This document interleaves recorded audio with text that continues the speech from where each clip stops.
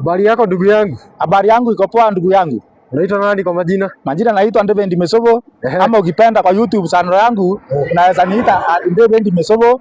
Mimi ni mfanyabiashara wa miraa hapa Timau kwa muda wa miaka 20. Nikinunua kwa customers wangu shambani huko Kithithina, Kiambogo na Ceremony.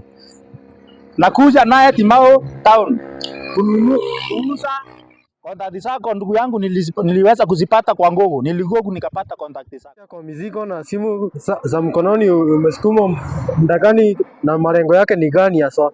Hizi pesa na mizigo imechukua kwa muda wa miaka 4 hivi, na malengo yake kwa maisha yangu ni kama evidence ile siku yenye nitadhubutu kuingia na mwanamke yoyote kwa rooms za Timau, kuwa hawa manjamaa wa corruption wapiganie simu, wakuje mbio waniwekelee baadhi ya mizigo yao, waniangamize, wapate milioni 7 zenye wamepewa na matajiri fulani.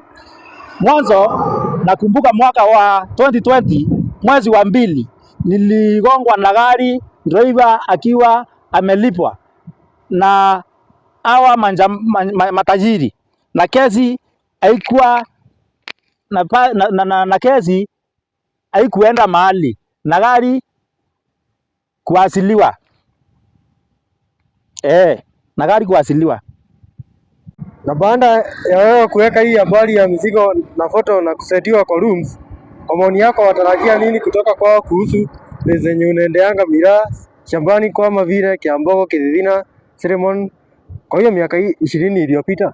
Mimi ndugu yangu, next time natarajia waweke poto yangu na mizigo za kupeki barabara za kuingia Kithithina, Kiambogo na Ceremony.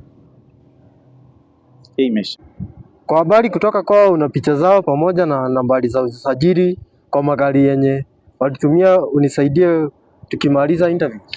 Mimi ndugu yangu picha zao niko nazo na magari za usajili sao niko nazo.